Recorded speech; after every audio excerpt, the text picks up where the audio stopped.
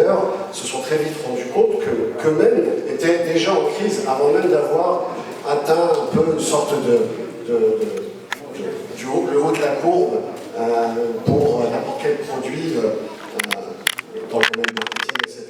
On connaît bien ce modèle. Et la région MENA a été particulièrement, enfin la transition dans la région MENA a été particulièrement dramatique pour ces acteurs, qu'ils soient presse papier, presse digitale, pardon. Quelques chiffres, dans la région MENA, la chute des revenus publicitaires de la presse a été de moins 30% en 2017. Alors que l'Amérique du Nord a connu une baisse de moins 8% et l'Europe, moins 6%. Ce sont les chiffres de World Press Trends repris dans l'étude commandée par la Fédération marocaine des éditeurs de journaux il y a à peu près un peu plus d'un an. Alors, qu'est-ce qui explique ces chutes? La chute la plus importante dans la région MENA, vous savez, c'est un petit peu comme l'adoption du téléphone mobile au Maroc. On n'a pas attendu d'avoir 90% de la population qui était abonnée au téléphone filaire pour enfin démarrer un abonnement au téléphone mobile. On est tout de suite passé à 80, 90, 100, 120% de la population qui est équipée de téléphone mobile. C'est ce qu'on appelle le saut de la grenouille, et c'est un petit peu ce qui s'est passé. Alors malheureusement pour nous, c'est un petit peu ce qui s'est passé, c'est que la physionomie de la topologie du marché publicitaire s'est très vite transformée comme la téléphonie au Maroc. Et donc on a été un petit peu pris au dépourvu, puisque en fait ça va beaucoup plus vite que d'autres pays, comme l'Europe ou l'Amérique du Nord, voire même certains pays d'Asie du Sud-Est. Alors en même temps, et ça c'est valable pour tout le monde, l'ensemble de l'écosystème publicitaire s'est transformé, avec notamment de nouveaux intermédiaires. Il y a les régies publicitaires, il y a, alors excusez-moi des barbarismes linguistiques, mais il y a ce qu'on appelle les ad exchange, les DSP, les SSP, etc., etc.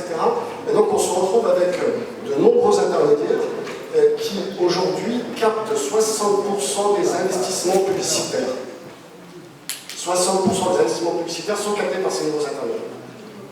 Et alors là aussi, ce chiffre-là, c'est le WFA, le World Federation Advertiser, la fédération des annonceurs, la fédération mondiale des annonceurs, qui est aussi citée dans l'étude de la FNIC.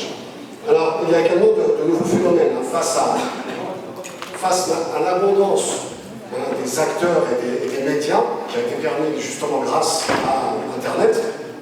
On s'est retrouvé aussi avec une concentration des revenus publicitaires sur un très faible nombre d'acteurs, et notamment, ce qu'a cité M. Guillaume, les GAFA, qui ont concentré à la fois, qui sont devenus des carrefours d'audience, mais aussi ils ont joué un petit peu le rôle de siphon des revenus publicitaires à travers le monde, et le Maroc n'y échappe pas.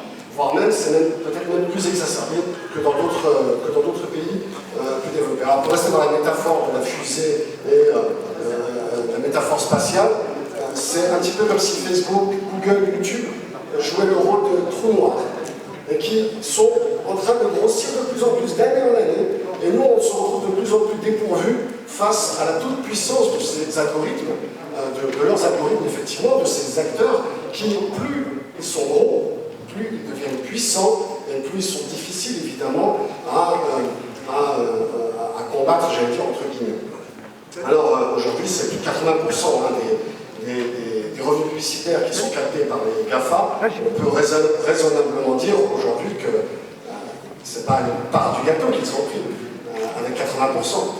Finalement, ils ont quasiment tout pris, et il nous reste des miettes à se partager par 1000 ou 2000, puisqu'il y a de plus en plus d'acteurs médiatiques, notamment dans le digital. Alors, quelques pistes évidemment sont à explorer, parce que tout n'est pas perdu. Le Maroc a encore des marges de manœuvre, ce que disait M. Guilani. Regardez un petit peu ce qui se fait dans les économies peut-être un peu plus avancées, ce qui s'est passé en 30 ans, 40 ans aux États-Unis, en Allemagne, au Japon et dans d'autres pays. C'est évidemment des modèles économiques, faire évoluer les modèles économiques. Le tout gratuit pose aussi un problème. C'est une adresse. Pour nous, médias, pose aussi un problème. Il y a très peu d'acteurs, il y en a quelques-uns dans la salle, qui sont déjà passés au payant sur le digital. Il y a aussi des acteurs qui sont présents dans la salle qui vont passer dans les prochaines semaines, prochains mois au payant, et c'est très bien.